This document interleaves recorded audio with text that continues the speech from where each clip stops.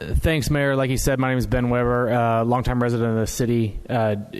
With me is Ken Smith. I was chairman of the Charter Commission. Ken was co-chair. We also have Grady, city attorney, here. So our agenda for the evening, Ken and I are going to give a brief kind of overview and presentation of the high-level concepts to kind of set the stage, to offer you guys the opportunity to provide feedback and ask questions over the process. We've got city council members here. We've got charter commission members here. So after the open Q&A, we'll be hanging around if you want to ask more detailed personal questions to any of us individually. We do expect that you have read the charter. We're not going to read through the entire document. We're not going to highlight everything. There may be portions we leave out just for the sake of time. So if you have follow-up questions, we've got a couple other opportunities in the future for more public discussions, and any of the charter members, we all live in the city, you're welcome to come ask us follow-up questions as we move forward. So with that, Ken can kick us off. Sure. Thanks, Ben. All right.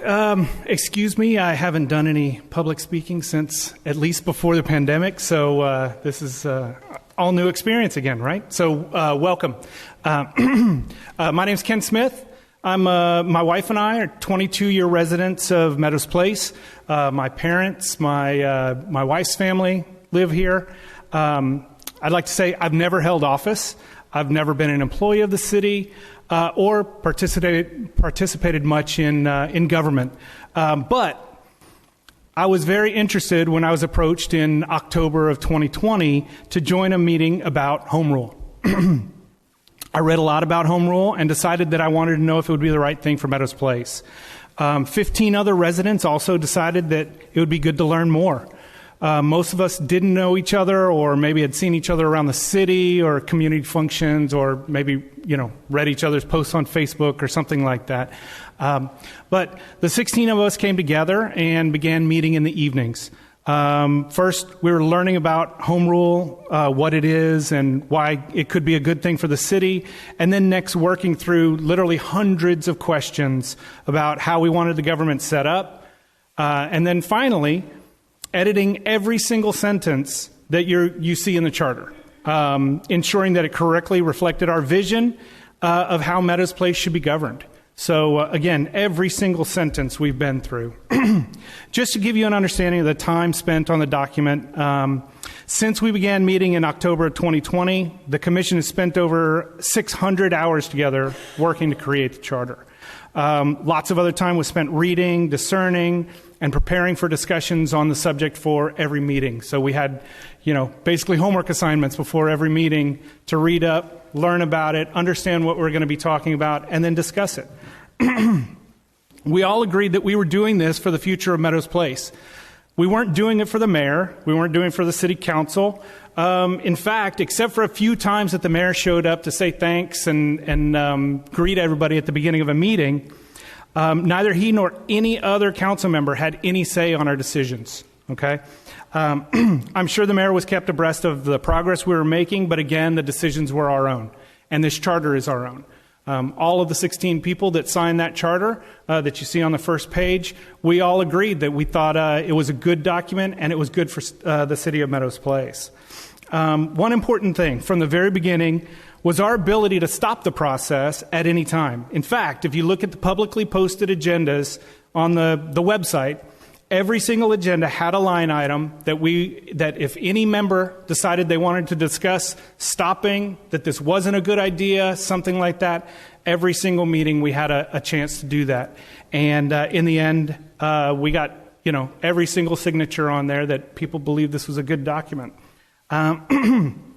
So we all felt, and we still feel today, that adopting the charter in November is the best possible thing for our city. We hope you will too. All right, so not many of us are lawyers, except for Ben, or even knew a lot about the ins and outs of government. So how did we get here? We didn't create the charter out of thin air, right? We had a lot of help in the form of documentation from several government agencies as well as experts in the field of government management and creation. So first off, the National Civic League. This is a document that's called the Guide for Charter Commissions, which helped us understand the high-level process and what the charter was and things like that. These are all documents that are available online for free, and you can search for them or contact me, and I'll get you in touch with them. The second document was the Texas Municipal League generated something called the Home Rule Charter Survey. This was those hundreds of questions that I told you that we went through. This came mostly from this document, and it was a great way to set up our agendas for each of the meetings. Because as a city commission, we had to create our agendas, stick to them, and then move on to the next week. So that was another great document. The National Civic League also created a model city charter. And that was a document that goes through basically a ton of the different permutations that a charter could look like for a city. If you made decisions based on, this home rule survey and some things like that, you could go to the home rule charter, the model city charter, and look at how kind of some of the wording is there and things like that. That was another great document. I didn't print that out because it's 180 pages worth, and so we just looked at it online a lot and things like that. So we looked at a ton of other city charters as well, like Missouri City, Fulshire, Mont Belvieu, Rosenberg, Katy, Sugar Land, Stafford, and a bunch more. And we got matrices of what did they do? What did they find successful within their city? Things like that. And then we also just read through the actual, documents that had been created before. And lastly, we used a document by someone named Terrell Blodgett, who created the Texas Home Rule Charters book. Again, 150 pages or more. We've been through most of it, if not all of it, to figure out what we wanted and what are the options out there, what works, what won't work, things like that. We also had guest speakers. We had Dr. James Thurman. He works for the University of Houston and has a ton of experience with home rule cities. He's been a consultant for many, many cities that were creating home rule charters. And then we had our city employees, Courtney Rutherford and Nick Habe. They helped coordinate our meetings and keep things moving and flowing and things like that. And then finally, we had the luck to have the counsel of Grady Randall. In my opinion, one of the most experienced lawyers in Texas at this time on home rule charters. He's done, he's worked with tons of other cities on their charters, and was, just such a great resource for us to have. When we asked questions, he gave us great answers. I'd like to point out that Grady, Nick, and Courtney, on behalf of the city, they were very faithful in their call to remain impartial. They were always very careful to give us factual, neutral answers to our questions and not guide us in one way or another. Because, obviously we understand that they have preferences and those things too. They gave us factual answers. They gave us both sides of an answer, and they said, you figure it out. So, as a group, we dug through all of the documents that I showed you. We thought about each sentence. We took votes when necessary to iron out differences of opinion. We built the charter you have before you, piece by piece. So, before we get deep into the document, I wanted to discuss at high level what home rule is and why it exists. Okay? In 1913, the state of Texas passed the ability for cities to create a charter with many freedoms associated with it. So much so that, according to the Advisory Commission on Intergovernmental Relations, whoever they are, they say that Texas cities have more freedom of government, Texas home rule cities have more freedom of government than cities in any other state in the nation. So, let's get to it. What is home rule versus general law? So, there are two types of cities in Texas, general law cities and home rule cities. By default, all cities that have not undertaken the process of declaring home rule and voting to approve a charter are considered general law cities. City of Meadows Place is currently a general law city. And because of that, the state only gives certain powers of government to the city. On the other hand, home rule cities such as Mont Belvieu, Rosenberg, Sugar Land, and 350 other cities across Texas have taken action to gain more control over their ability to form and change their government. These home rule cities can pass any ordinance unless it is specifically restricted by the state, which is legally called preemption. So, the state can create a law that preempts any ability for home rule cities to pass these laws. As someone I spoke with recently simply put it, in a general law city, the state tells you what to do. In a home rule city, the state can only stop you from doing what you want by passing a preemptive law. So I hope that helps a little bit in kind of the understanding of the restrictiveness of government or the freedom of government there. So let's go through a quick example to highlight the difference in the ordinance from a few years ago. I think everyone kind of understands there was some talk about child safety zones in the city, and as it pertains to people on sex offender registries, right? So the state of Texas set in place a 1,000-foot maximum limit on the exclusion zone around schools and churches and other places that children may gather. Meaning that general law cities can exclude registered sex offenders from living up to 1,000 feet from churches and schools. The law was called Section 341906, Limitations on Registered Sex Offenders in General Law Municipalities. So notice that end part. That means the rule only applied to general law cities. A home rule city could take additional steps to increase the maximum limit, but general law cities could not. By contrast, take another rule that Texas has in place, 229.001, firearms, air guns, knives, and explosives, right? This basically says a municipality may not adopt regulations relating to the transfer, possession, wearing, carrying, ownership, storage, blah, blah, blah, of firearms or air guns and other things, right? This is an example of preemption that I spoke of before. Texas is saying that no city, either home rule or general law, may change the rules on firearm possessions. They believe those are rules that the state should set in, and a city can't change those. And that's it. There are rules for general law cities that don't apply to home rule cities. Home rule gives cities the ability to customize their government to fit their residents. And all of us here are going to be voting on that, and the residents were the people, that created this charter. So if anybody wants to follow up during Q&A, we'll be happy to discuss home rule versus general law. We're going to go over some other stuff, and then we'll set some Q&A. Sorry if I took a long time there, but hopefully that was some enlightening information. All right, thanks so much. Thanks, Ken. Ben?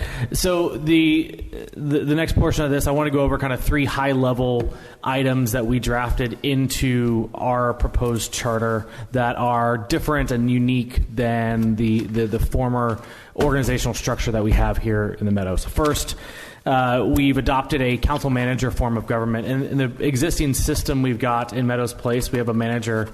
We have a mayoral council organization of government where the mayor runs the office, the mayor takes care of all the business in and outs of the city hall, and the city council makes all the decisions for pretty much everything else. What we've codified now is we've established that the city manager, the professional we hire, runs the office, runs the operations of the city, and the city council makes all of the decisions. This is functionally how the city works currently. This is how city council and the mayor have established themselves for the last couple of years. What we've done now is we've codified that into a formal organization. Additionally, we have changed the way the mayor functions in the city council. So in the current structure, the mayor does not have a vote. In the new structure, the mayor will have a vote as a member of city council. We've also changed the term limits and the number of city council members voted on each year. So the term limits have been extended to 3 years, and 2 city council members are voted on each year. We did this with the express purpose to retain continuity of government throughout elections. What we have right now is we've got a system where I believe we've got 4 elected one year and 2 the next year. So we get on a lopsided election cycle where I think too many council members are elected in a single year. We can overrun the government that way, flip opinions, and I think worst case, we end up with a lame duck year or 2 when we have a city council who cannot make decisions and can't make changes at all, and won't pass anything. So keeping continuity of government with 2 city council members elected each year provides for a more structured basis in that city council. So the next issue, initiative, referendum, and recall, Article 8 or Article 7 of the charter. This is unique to home rule charters. General law cities do not have this ability. So the first one, initiative. Initiative is where the citizens can propose as a group to put something into a city ordinance. So there's a procedure in the city charter of how to gain enough votes to get a new ordinance on a ballot. Then that would go to a general election, and we as the citizens can decide ordinances that we want to pass. So, for instance, if city council decides not to vote or doesn't seek any process at, say, a smoking ban in restaurants, we as citizens could pull together and say, we want a smoking ban in restaurants. So we form an initiative, we put it on an election, we pass as a group, as the citizens, we pass an ordinance to go into the code of ordinances to ban smoking in restaurants. The second is referendum, which is kind of the opposite of that. If city council passes, let's say city council passes a smoking ordinance and we all decide we don't want that ordinance, we can draft a referendum, put it on a ballot, and vote to get that ordinance taken out of the city ordinances. These are 2 very substantial additions to our authority as citizens in the city, not having to rely on city council to pass or reject ordinances. So it gives us greater control as citizens. The third is recall. This deals with if we have a city council member who we think is potentially not doing what we wanted them to do, maybe not performing the way they promised they would perform during elections, we could recall them and get them booted off of city council. Again, all 3 powers vested in the citizens that are not a part of the general law structure.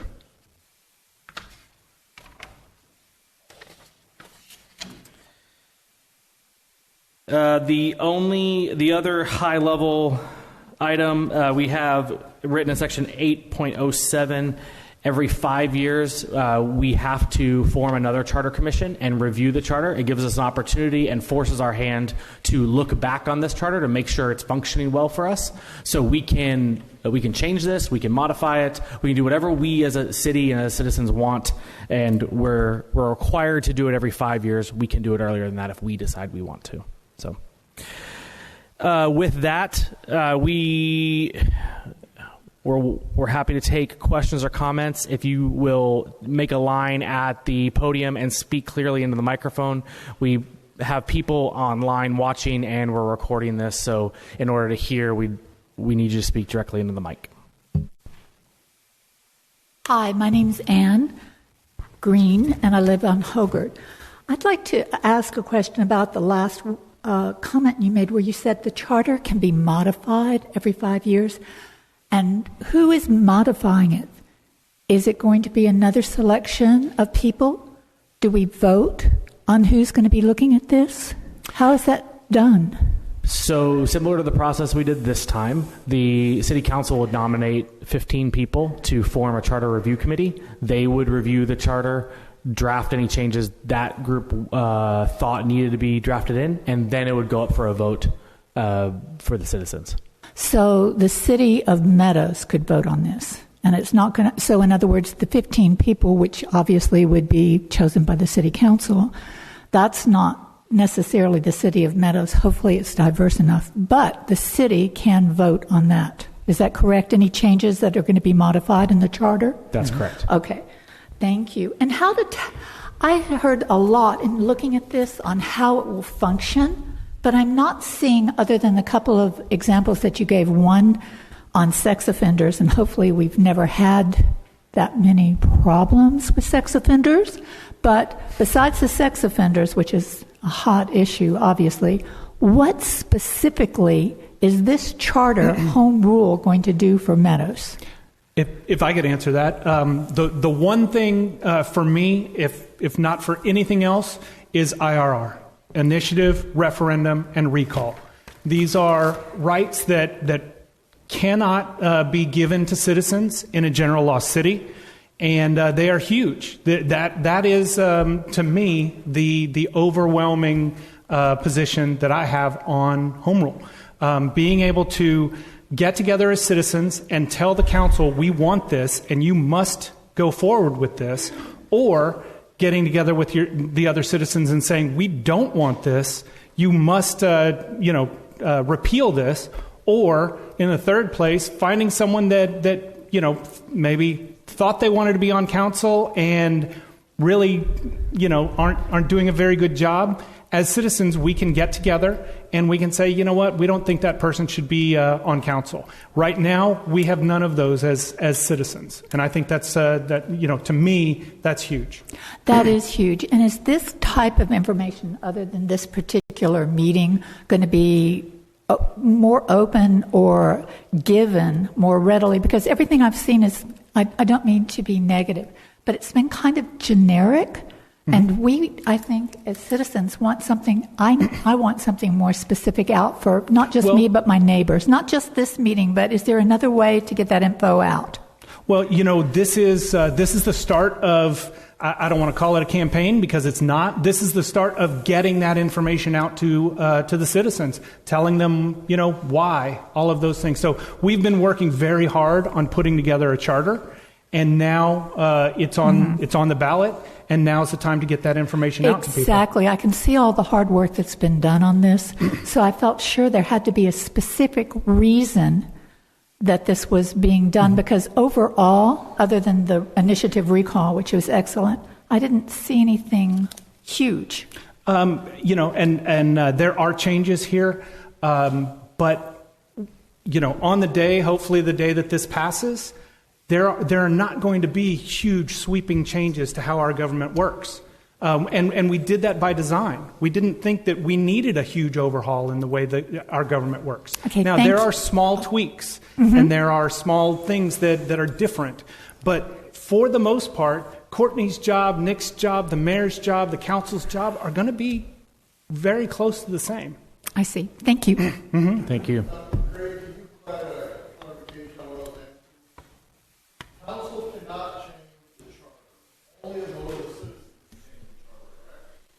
Correct. It's always going to go to the voters of Meadows Place to change the charter. This charter is your constitution, and the legislature can't change it. The legislature or city council can propose changes to you, and if you agree, then it's changed. If you reject, it's not changed. But it's always bringing the power down to the citizens. And as far as, the generic portion of it, that's my fault, because you cannot use taxpayers' money, your money, to advocate for a passage of the charter or a passage of any type of bill. You can educate, and so it may, be tepid, lukewarm water instead of boiling hot drink. But that's just me saying, no, that's too much advocacy. It has to be just educate, educate, educate. And so that's why it's being rolled out this way. There's no taxpayer dollars being spent on saying, vote for the charter. There may be private funds doing that, but that's freedom. But so blame boring vanilla on me. Yes, hi. I have huge questions about it, but the main thing that I wanted to say right now is I thank you for the work that you've done. Would love to hear more about the charter itself. Probably as much work as you have done, I would be more interested in listening to the attorney, to the experts that you consulted. But the main concern that I have is this is not the right format, not during COVID. I have a lot of people that wanted to be here today. They're trying to stream, but there is no interaction when you're streaming, and there is no forum online. I noticed today this is popping up on Meadows Place, what's happening, and that is not the forum for it either.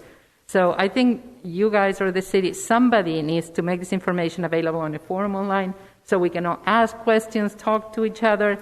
And I would like, as a person living in the Meadows, to hear from the experts that you heard from.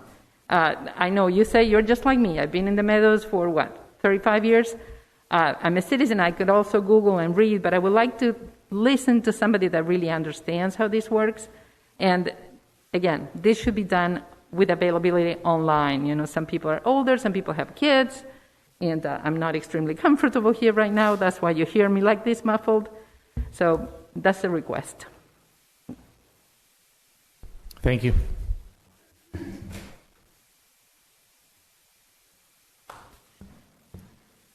Terry Henley, 12203 Alston Drive. Everybody know who I am? I don't need to explain my credentials. Are we good? I'll be happy to explain them. I sit up on council for 32 years, and beyond that, TML board, and it goes on and on. But I guess, and we got an attorney that knows what he's doing. When it comes to home rule cities, he's done a number of them, and he's put together a pretty good package.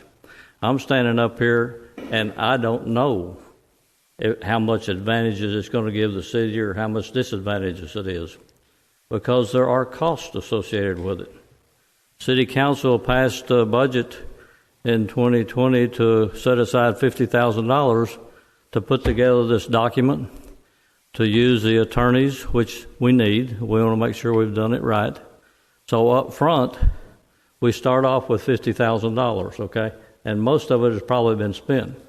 The election in November is going to cost us, I think, $7,000 or $8,000, okay? We have a document now that we will have to continue to take care of and make sure it's correct, make modifications to it, and have to have another a charter commission in 5 years to review it, and if changes are made, it goes back to the voters. So there is cost associated with becoming a home rule city, period. Like Ken said, there's 350 home rule cities in the state. There's over 900 general law cities too. Okay, and all the document and what it says we can't and can't do is fine, but the state can pass legislation every year that will circumvent what the document says, and it takes precedence over, our charter.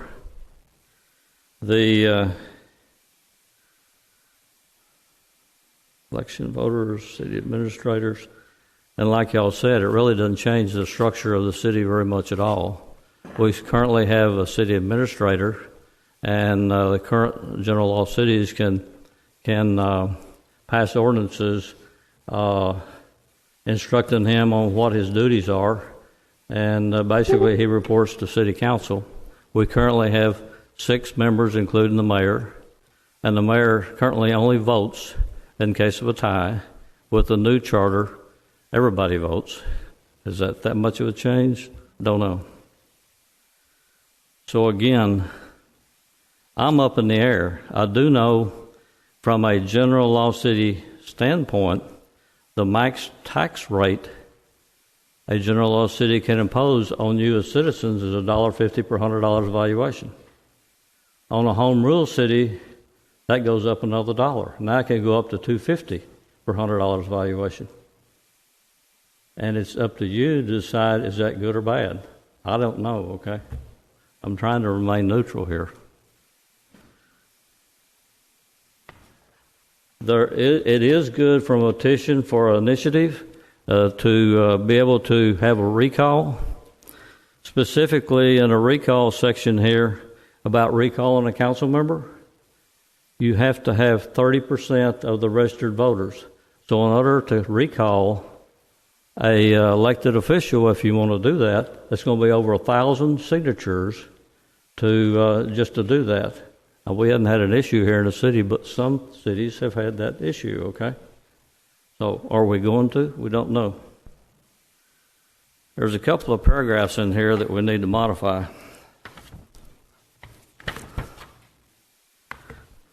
The one is section 8.02, paragraph C. An elected or appointed official who is convicted of an offense under section 3602 of the Texas Penal Code shall be permanently ineligible for election or appointment to any office of the city. I think we need to insert shall be immediately removed from office and permanently ineligible to vote. So it says if they get convicted of whatever crime it is, they can continue to serve as an official or elected official until the next election. That needs to happen immediately. Okay?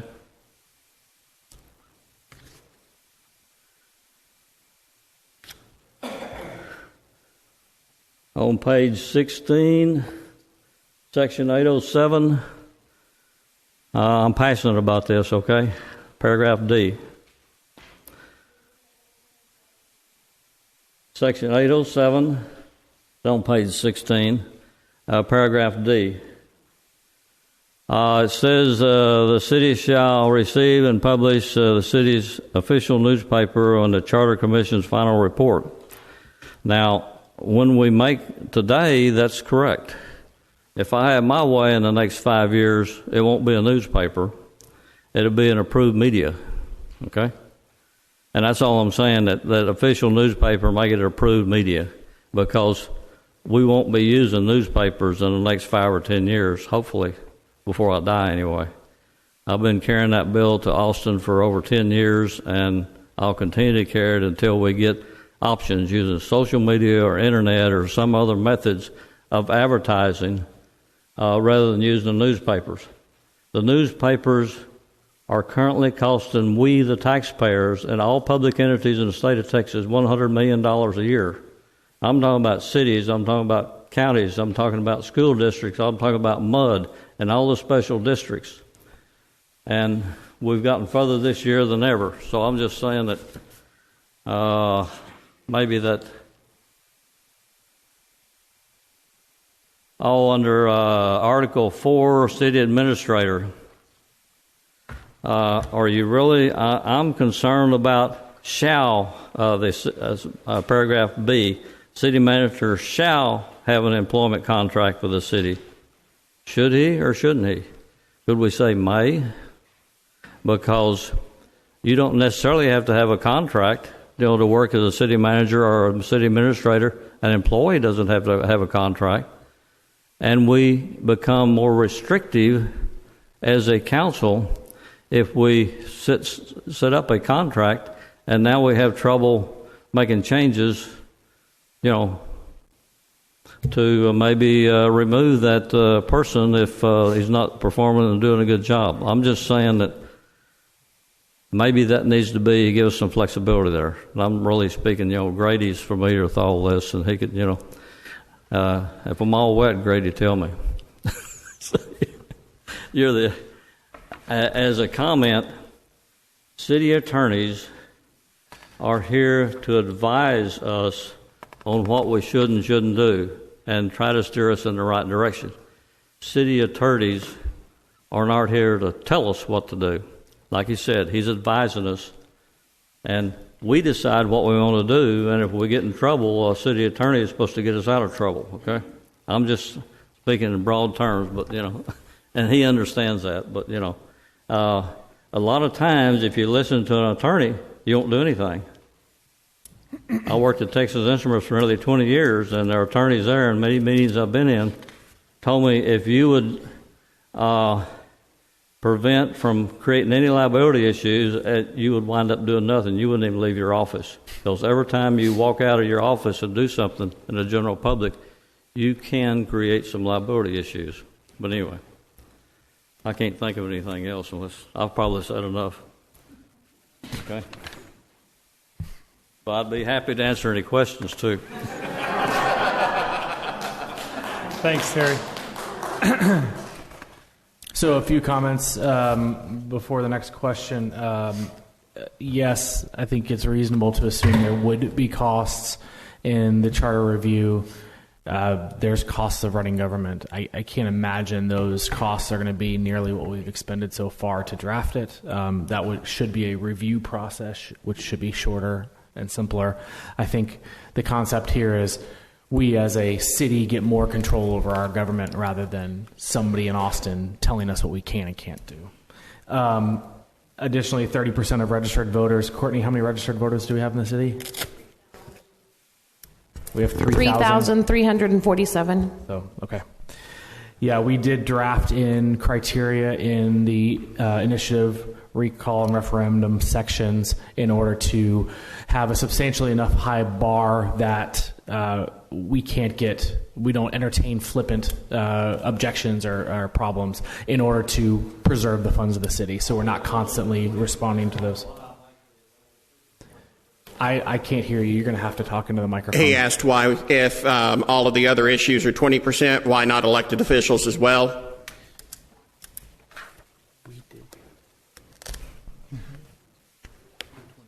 Yeah. Again, we discussed it as a group. We agreed that 30% on someone that could, that removing someone from office was a very serious issue, and that 30% should have been the correct number. So as 16 people got together and talked through it, that was the decision that was made. All right. Are you ready for my questions?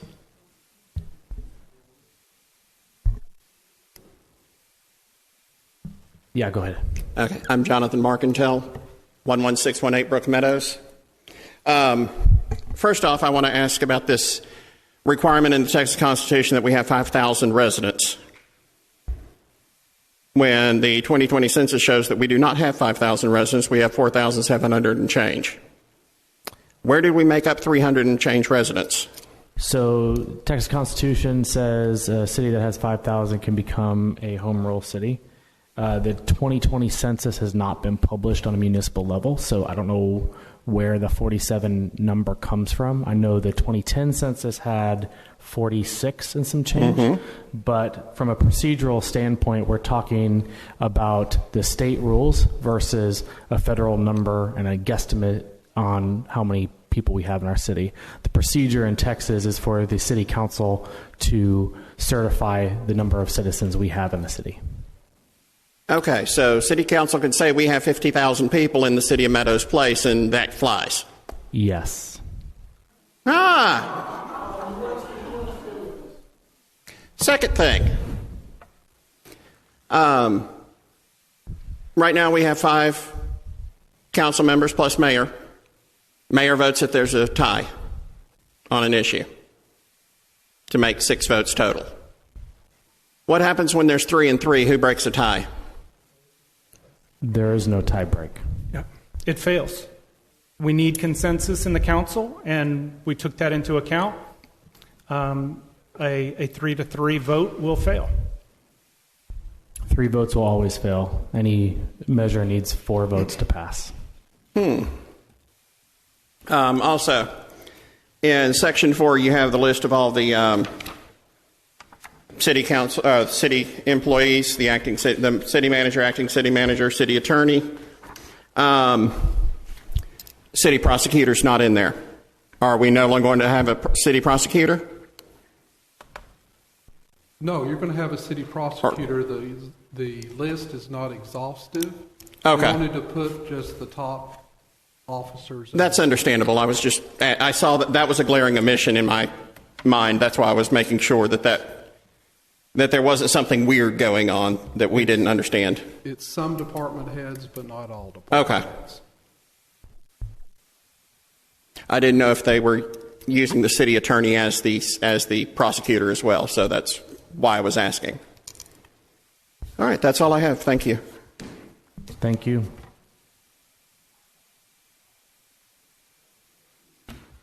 He raised a couple other comments, Terry Henley. One has to do with, and you've dealt with TML, and of course I have, and the question I put at TML, all their attorneys that I've been dealing with for over 20 years, is the top reason would you want to become a home rule city? And the reason has always been, for the last 20 years, annexation capabilities, which we cannot do. Okay? And yeah, there are some other reasons, but that was the top reason that a lot of these 350 cities became home rule cities by annexation, which, we cannot do. And to answer the question concerning 5,000, which you brought up, the state says you need to have 5,000 to become a home rule city, but there's no penalty if you can convince the powers that be to go ahead and form a charter and try to become a home rule city. Now, this says you have to be, or a penalty associated with it, but the intent was to be as close to 5,000 as possible. So are we breaking any laws? Not really. But there was a reason for having a 5,000, and there are some cities that aren't 5,000, but we're definitely not there. We've never been there. And again, if the citizens choose to become a home rule city, then so be it. There's really no, penalties for, being less than 5. So let me jump into that for just a second. The census, the U.S. Census, is a nationwide effort to count people as of April 1st. Correct. It is not the only data point out there to determine population. So city council can go in and do a survey or sample or count of favorite aspect is to do utility connections. Correct. Well, how many utility connections do you have versus what's your average household number? Kids count towards the 5,000. So this is a call of city council. Correct. And making certain assumptions. Agreed. Yes. Certain Which assumptions. there's nothing wrong with it. That's fine. Correct. And it's all subject to judicial review. So if someone says, well, I don't believe you have 5,000, okay, well, prove it. Either convince a majority of council that number was wrong, or go down and file a lawsuit and say the number is wrong, and then a jury in Richmond of Fort Bend County residents will determine whether Meadows really has that number or not. Annexation was the main reason to go home rule a long time ago. But y'all are 1 square mile of love, as I like to say. And you're surrounded by cities, and you cannot annex. And besides, the Texas legislature has come in and preempted and changed all the annexation laws, so there is no more involuntary annexation in Texas.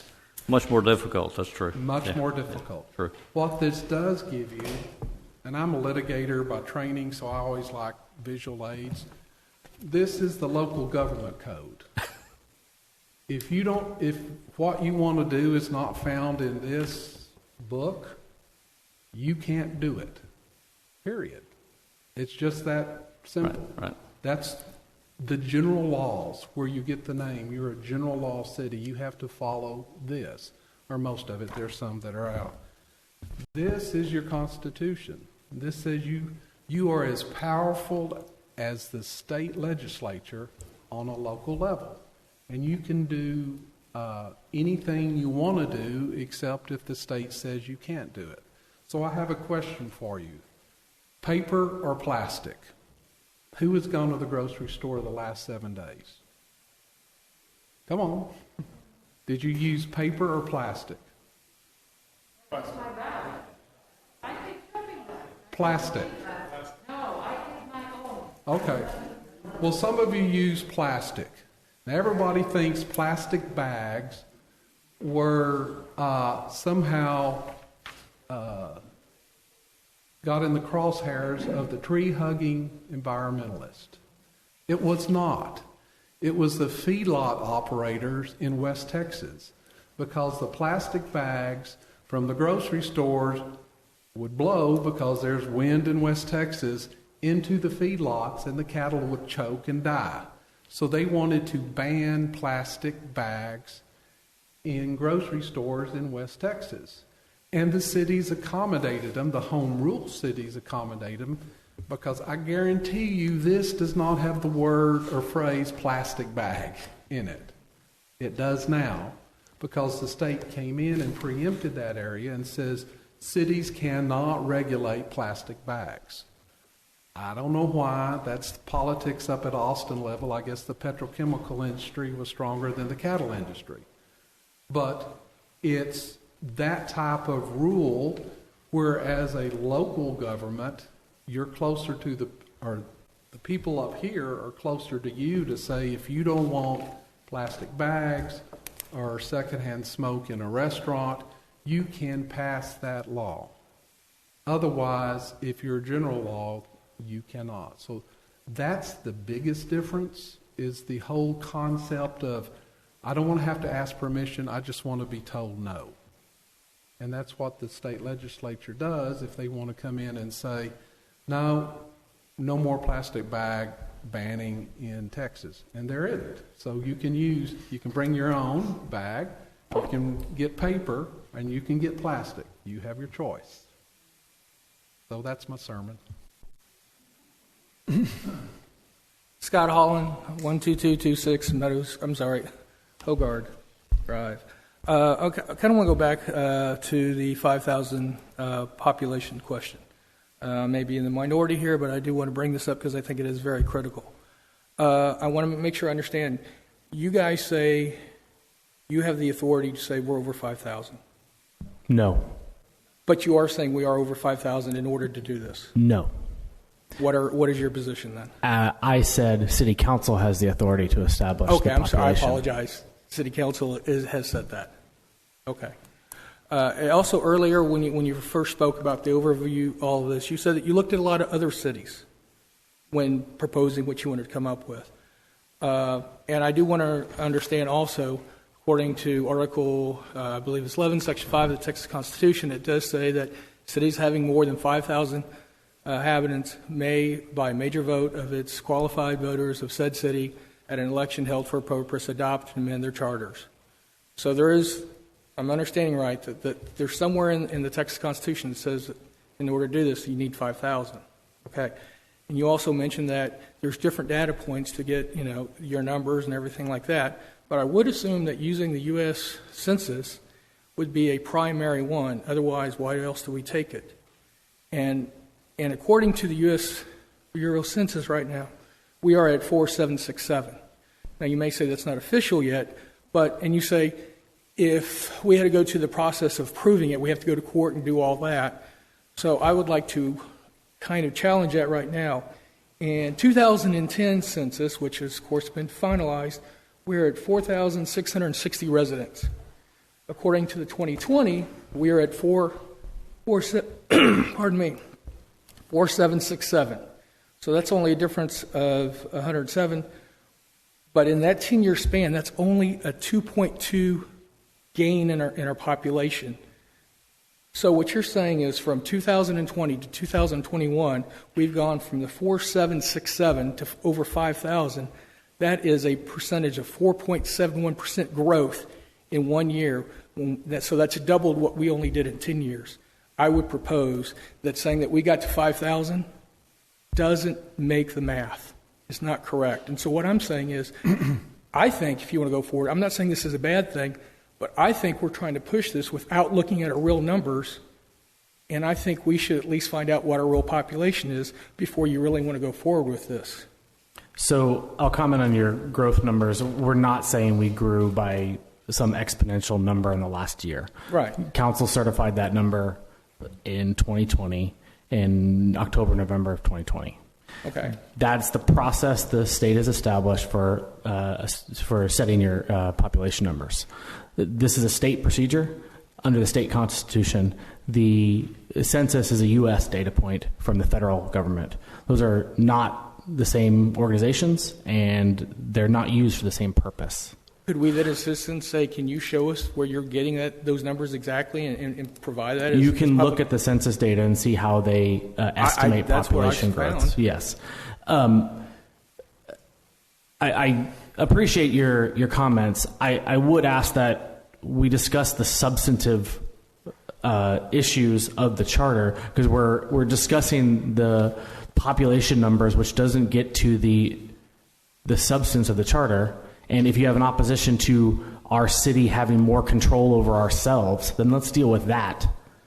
But well, my rebuttal to that would be, if you're looking to fudge numbers to get what you want, and you want everyone to go on board with it, that seems, in my opinion, that makes it less for me to want to say that's something I think our city needs. Because if you're willing to overlook or bend a rule, then where does that stop?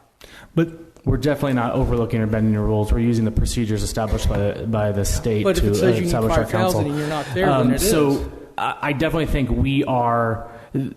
You've been in the city for a while, right, Scott? 24 years. Yeah. So you were around with the sex offender issue. So I'm sorry? The sex offender issue, 2006. I'm not there again. 17? That's not my argument. Yeah. I think that's no, great I'm that you speaking stop that. like personally. So personally, that issue. That one frustrated me that we as a city didn't have control over ourselves. Right. And it felt like we couldn't control our own safety, my kid's safety. I had a sex offender living next door illegally while I was living in the city. And for me, establishing this charter gives us the control to be able to protect our people the way we want to protect them. So I know you keep using the language, you. This is for us. And the idea here is that we get control over our city, not somebody else in Austin. Okay, that's fair enough. But there again, it still has to go through the guidelines of what it is. If we're not at that 5,000, then we may need to relook at that. That's my only point. And there again, like I say, I know I'm in the minority on this, but the thing is, if you're wanting something so bad that if it says this, but you're willing to do this, I'm not willing to let government have that much control. Because just because everyone, you have leaders that want something doesn't mean that's always in everyone's best interest. That particular, about the sex offender, absolutely, there's no argument on that. But there's a lot of other things, raising taxes, putting in stuff in their city that some people may or may not want. There's other things other than that citizens here may not want, and then they might not have a way to say no against it. I understand the recall, but getting 1,000 people to come out and vote on something is a tough deal to do. Let me Thanks, address Scott. something on the tax issue. The charter is tax neutral. It does not give you any more power, or it doesn't give the city council any more power to raise taxes than you are as a general law city. Texas has obviously preempted, like this is the local government code, there is a Texas tax code. And they changed it in the last legislative session to no new revenue. And so it is tightly controlled by Austin on what cities or how fast cities can raise taxes. Now, as an aside, they're not addressing the appraisal issue, which is the real problem because houses are going up. But as far as the charter goes, the council has no more power than it does as a general law city, because under the tax code, you are very restricted on what city council can do as to raising taxes, period. So. Silvia Romano, 11923 Bloomington Lane. My question initially is, we were talking about annexation, and we know that there is no annexation possibility, but there is a clause about de-annexation, and I really want to know the meaning of the power of de-annexation in the city of Meadows. What was the idea of having this de-annexation clause? I need to answer that. So annexation is expanding your city. No, I know the concept. Yeah. I mean, what do you want to de-annexate from the city of Meadows? Like, okay, I don't like this block, let me de-annex it. How is the chart? De-annexation is shrinking the city. I know the concept. Okay. what do you mean specifically? Is the What is process- your idea? What would you like to de-annexate from the city of Meadows? That's my question. Why do you add a clause of de-annexation? To specifically grant that power to the city if they wanted, say for instance, you wanted to trade a little bit with Stafford and, give me this little sliver of land and I'll give you this little sliver of land. Annexation, they don't own it, but so the cities could fine tune the lines so we can control the parking lot or the water main or something to that effect. That's why, and so we specifically put de-annexation. But when you're talking about de-annexation, are you talking about streets, houses, what exactly? Any Shopping? land within the city limits. Any land within the city limits. Okay, and how would we, if you decided to de-annex anything, it's going to be a voting, it's going to be, what is it? There has to be public hearings and notices sent to the various landowners, and it's a very labor-intensive process with lots and lots of notice. And then it ends up as a vote of city council whether to de-annex land. Okay, and is there any difference between this and what it was before, or what we have now as a general city? I'm sorry, I couldn't understand you. The mask is muffling. From what we have now?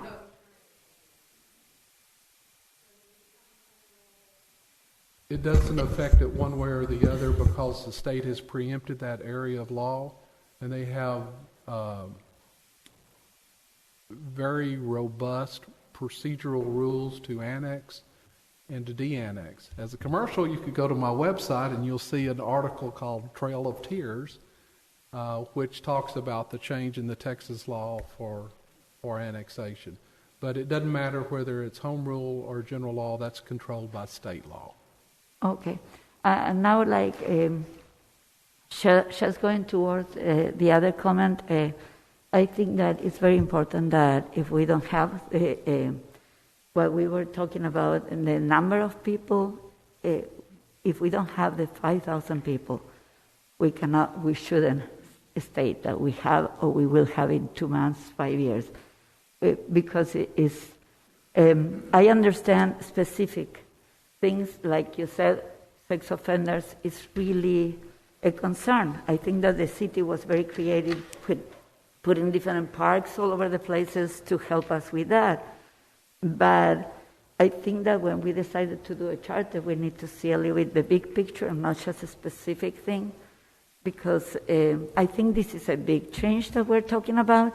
We need to be sure that we are looking at the big picture, not just, okay, I want to get rid of the sex offenders. Like, with all due respect, like no smoking in bars, no smoking in restaurants. I think the ban is already there all over the places. So I understand maybe there is another way to see what could be done with the sex offenders, but I don't think that we should jump into something big and cheat the system, saying that we are more people than we are just because we want to get rid of something. That's sort of the impression that I have, and I'm sorry if I'm wrong. But I understand your passion. I understand it completely. But I think that the big picture is always important when we take a big decision like this. Thank you. Thank you for that. Let me just give my opinion here. We've heard people saying fudging, cheating, things like that. That's absolutely not the case. The council came together, they did research, they came up with a number above 5,000, they voted to certify that, and that's where we are today. There was no fudging, there was no cheating, there was no lying that was going on. That's where we are today. So, I'm sorry, ma'am, I can't understand you. Yeah, I'd say if you have more questions about the city council certification of the population, check the public record from last October, November, or just ask city council. Okay, name's Jesse Rodriguez, a longtime resident, over 30 years. I just want a simple fact. Basically, the home rule was brought into effect because our city council does not have total control of what you think the major constituents want in the city, because we're a general rule city, so we have to abide by the laws of Texas. And from what I heard, Ben, is that your name?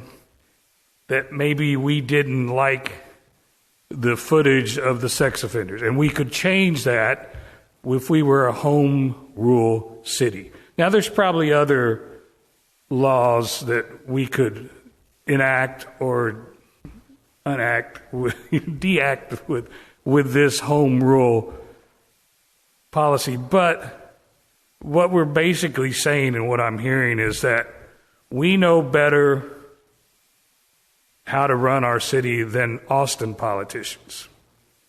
Now, I don't know if we do or if we don't. I know the 15 people on the committee probably worked really hard. Well, did work really hard, from what you said, on getting this charter together. And I can understand the reasoning for it. It's a beautiful little city. We have a unique little 1 mile square city. But I don't know if we have 6 people that continuously will be up there that are any smarter or any less smart than the politicians in Austin. I know that we are a good people. We have great people in the city, and we have some, sex offenders. And I know that we are, I raised 2 daughters. Well, I didn't. My wife did. I was just around doing what she said. But we I'm the type of person that want to like everybody. So making laws stricter because you want to protect your kids, I understand that. But is it right? I mean, we have certain rules that the Texas legislature has given to us, and I don't disagree with all of them. I don't disagree with all of them, but I would never say, if I was sitting in that chair, I know what's best for 3,000 or 4,600 people and what they think is best, better than what Austin would think that, what's good for the general public.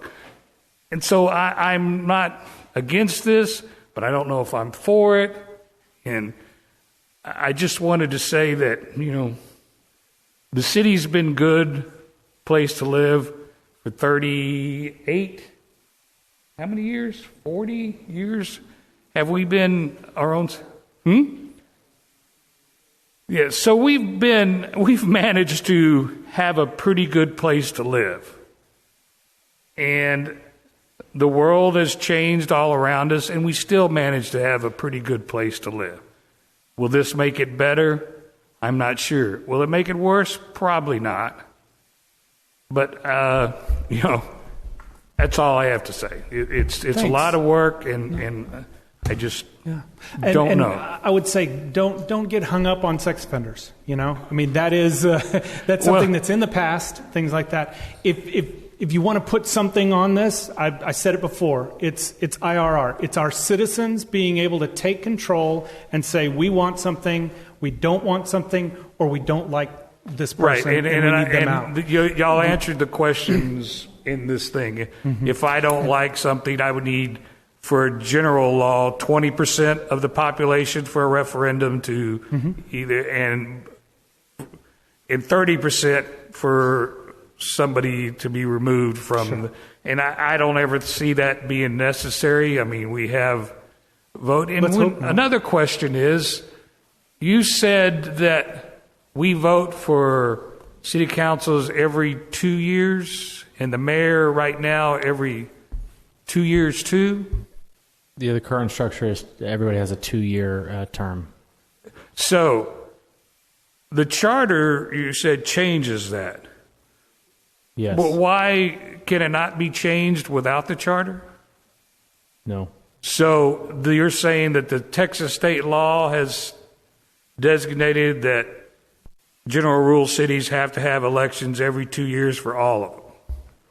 They set 2-year terms. 2 years term. You usually have even number council positions on even number years and odd numbers on odd number years. So you're voting every year if you have an election, but the maximum term is 2 years. With the charter, you could go up to 4.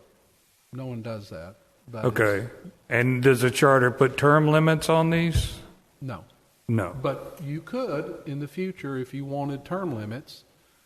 On a referendum, okay, now is that a 20% or 30%? That wouldn't be a referendum. That would be a change to the charter. So that would be in the review.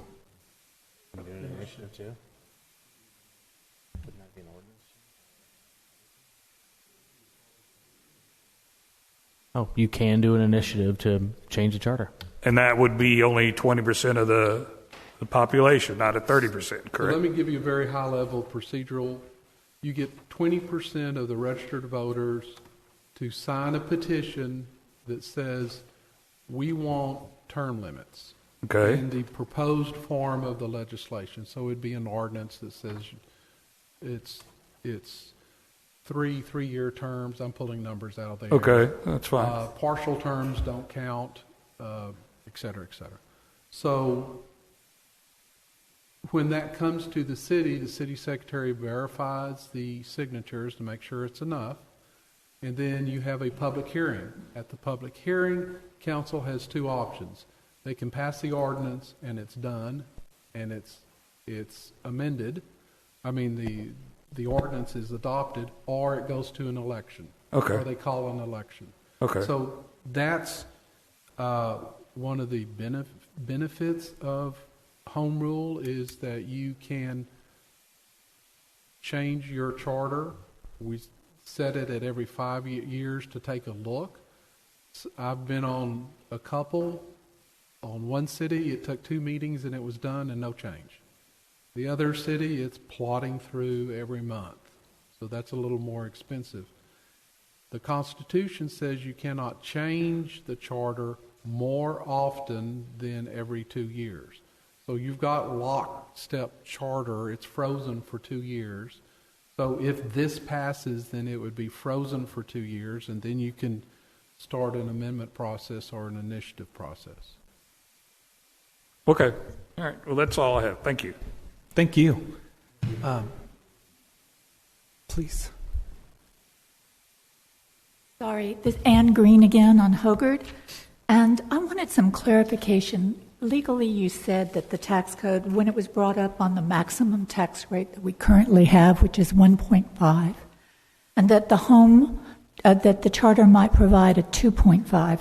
You mentioned that the tax code has a kind of regulations or a safety net for us on that. Could you clarify that for us? So Terry said that. I didn't.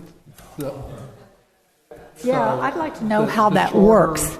How would our taxes be raised under the new charter? How would that happen? No different than under general law. You go through a procedure. Okay. You have public hearings. You have a recorded vote, which everybody has to raise their hand, yay or nay. Excuse me, a public vote of whom? City council. Okay, so city council could raise our taxes without, and as they do now, correct? Correct. No difference between Okay. the general law and charter. Except the rate is raised. Is that correct? The Pardon? percentage is raised? Well, that's what the no new revenue and the new tax code, which it's a 3 Advil day when I have to read the tax code. But Yeah. it's Better you than only me. you can only raise it a certain percentage. But the percentage has been increased under the charter, right? No, the charter does not address So it's not. percentages or anything like that. So where does the 2.5 come from? Can I address this? Yes, sure. Beans, I'm usually the tax guru here. So under state law, current state law, you can only raise up to 3.5% new revenue. If you go above that point, you have to go call an election of the voters. So it used to be we could go 8% before that election criteria kicked in. It's now been lowered to 3.5%. Well, what's your version? Okay. And so, I mean, you know, Terry and I apparently have differences of opinion, but you can go to the state code, and it you know, that's, if you go look at our proposed budget on the website, it's got the information on there about what the no new revenue tax rate is, and what were the other ones? The de minimis rate, which under the de minimis we could have actually gone up to 0.94% rather than the 0.83. Nobody on council was interested in that. We didn't even really discuss it. We kept it at the 0.832, which is a 1.66% increase over last year's revenue. It is a fairly tight budget, but you know, under state law, if we crack over a certain percent, it has to go to the voters for approval. So, and that's whether we're home rule or general law.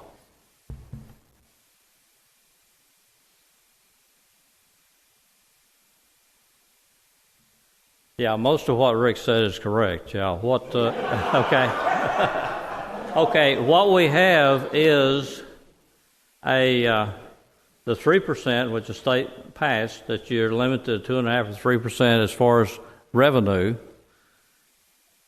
and that is for all cities above 30,000.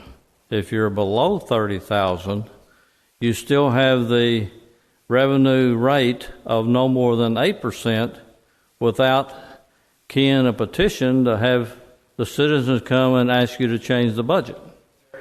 Sir. Okay, mostly correct. Now, the de minimis has to do with 500,000 above revenue that you had for the current year, and that will automatically key an automatic election if you go exceed that. Now, our budget's maybe $1 million or $1.5 million on the ad valorem tax. Here we're talking about ad valorem tax. We're not talking about, you know, all the revenue we bring in to run the city. It's ad valorem tax. Okay? So if, again, if you're below 30,000, you can still go up to the 8% additional revenue without creating an issue for the petitioning and asking for a reduction in the budget. In 2019, the council raised the rate a little over 8%. In 2020, they raised it 12.5%. Nobody complained. And in 2021, it was like Rick said, 1.66%. And the 1.5 and 2.5, if you are a general law city, the max tax rate for $100 evaluation is $1.50 per 100. As a home rule city, you can go up to $2.50 per 100 evaluation. So you can actually raise the rate to citizens another $1 per $100 evaluation when you are a home rule city. We are at 832 right now, 0.832 per 100. I mean, hopefully we never get to where you're talking about. And okay. Terry, so, I mean, sorry to ask you to do math, but how many years would it take to raise it at the maximum percent in order to get from $1.50 to $2.50? I mean, I think we'd all be pretty angry by then. Be many generations. Okay. Yeah, if we were maxing that out every single year. We're at 832, and we can go to 1.5. Mm-hmm. So we're about half where we could actually wind up over the years if we stay a general law city. Yeah. It's not an issue from a standpoint of cities, usually whether it's home rule or general law. The real issues on tax rate has become an issue at the school districts. Okay. I just don't want anybody here to think that, you know, we pass this and we go from $1.50 to $2.50 the next year. No, you can't do that. Oh my God! Absolutely can't do that. It would take years and years. If we were to raise it, that would generate another $500,000 in revenue for ad valorem. We'd automatically have a election. We'd have to have an election to vote on it, okay? And that would probably somewhere like a 9.2 or it'd be less than $1, okay? That would put us at that 500,000 range. So we got to. Sir? I didn't understand.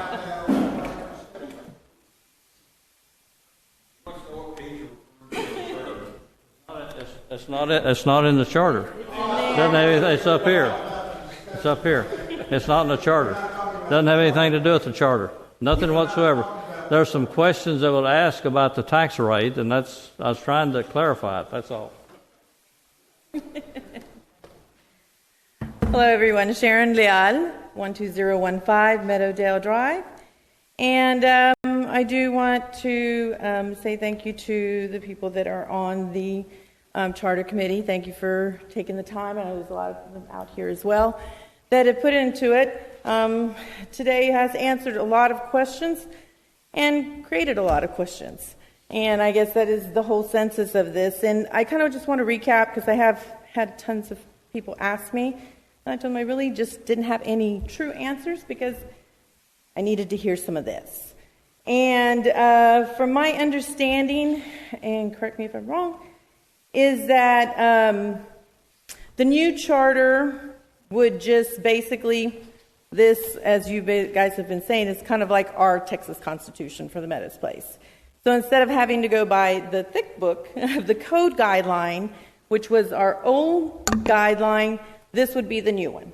We would not have to go by the other one, correct? What code guideline are you talking about? You were talking about the code book and stuff, that was with the general law. Well, there are some laws that apply to both home rule and general law cities. Okay. What I'm saying is unless it's in here, general laws can't do it. In home rule, you get permission to do everything except if it's prohibited in here. So there are tax rules, annexation rules that still apply. Okay. And so then the other question was as well, and we've gone over the tax thing, so I don't think we need to go over that one again. And is the guidelines for this particular one is pretty much set, correct? This is what we're voting on. It's not getting changed. It's not getting tweaked. Anything that somebody wants to change one word is not happening. You vote on it, and that's what it is. And if they want something changed, they have to put in what to do that if they wanted something changed on here. Yeah, that's correct. We vote yay or nay on this document. Right, there's no deviations or negotiating on the document, right? We've gone through that process. If changes are needed or wanted after this goes into effect, either an initiative can be drafted or we wait until the review time and we draft the changes then. Council, after 2 years, either the people can initiate if it's voted in, if it's voted in after 2 years, the people can initiate a change, or council can initiate a change. Then it goes to an election. Okay. So if it is voted down and then re-brought up, how long before that comes up? Is it to another election cycle, or is it a special election? There are no limitations. I'm sorry? There are no limitations. It could be brought up whenever somebody brings it up again. Okay. And you also mentioned that it would be a 3-3 vote when it came up, and if it was a tie in the 3-3 of the 6 voted yay and nay, that whatever was coming up for the vote would just be a failed. When would the charter be brought up for votes? Because basically this is your guideline, and then everything is left in play for City Council to still do what City Council normally does. And so does that, when would there be a situation that, the charter has to come up and vote? The charter is voted on by the citizens in our general election in November. The 3-3 is referring to the city council votes on regular meetings. Okay, so it's not on the charter. Okay. Not on the charter. Okay, and then if there is an issue with the guidelines of the 5,000, that's actually to be brought up with City Council, not with the charter. Right. The Charter Commission didn't make that decision. Right, correct. Because I know they kept City Council saying you certified guys, that. but it's actually Right. not you that made the decision. It was City Council. Correct. Okay. Thank you.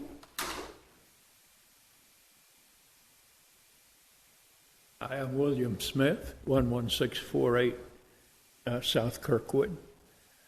I was wondering, since this is an off-year election, the possibility of having everybody in Meadows Place vote is practically nil. But how many votes will it take to pass the charter? And how many votes would it take to pass like a recall election?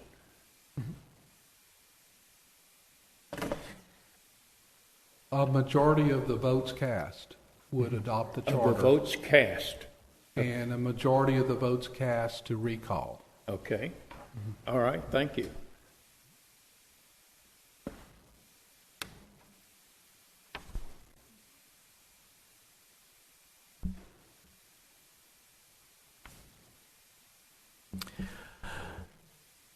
So we are a couple minutes ahead of time. We scheduled this till 8. So if anybody has any other questions they want to pose to either the Charter Commission members who are here, or there are a few City Council members here, I think we'll be hanging out for a few minutes. We're happy to take questions. Next steps on this, we've got the Fall Festival on October 16th. The Charter Commission will have a table set up, and we'll be walking around at that festival to answer more questions.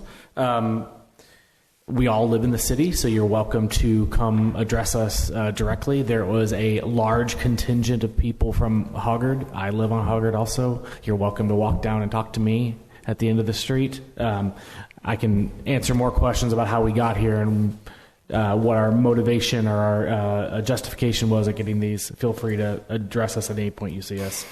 Early voting starts October 18th, and Election Day is November 2nd. All right, Ben, would like to address one thing. Came up, I forget who brought it up, but they were looking for some sort of online open meeting. And I've talked with Nick, Tia Baker, who is over here, brought it up and has championed it. And we feel like we've got the technology that we can do it. We'll figure it out. Not exactly sure how the process will work, but we also have a legal hurdle or question that our city attorney is checking on for us. So if it's legally possible, and we will technologically work through it. I just wanted to let you know that. We think it's a great idea to offer everybody the ability to ask any questions they want. And for those who are somewhat uncomfortable in the group still, or infirmed, or can't leave their kids, etc., we want to make it possible if we can. So just wanted to let you know that. I personally know a lot of people today that wanted to be here, and they are not able to. They are elderly, or they've been sick. A lot of them have kids at home.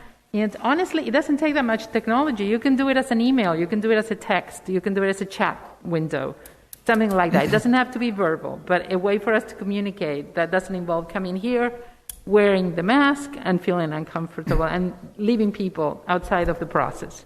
Thank you. As Ben said, we're very open to speaking. I think anyone on the commission has said that they would, would love to speak with someone face to face. I think, the mayor was alluding to, we do have some legal issues with quorums and things like that. So, but I mean, feel free to start discussions and discuss, with people. Call me, send me an email. I'm definitely available. But as a citizen, you can absolutely create that forum and talk with people. And we'd love to help out where we can. There, unless there are legal issues that restrict us from doing that.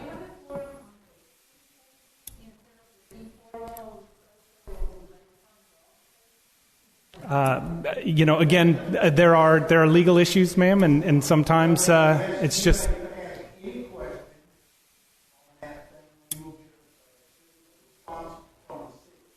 Mm-hmm.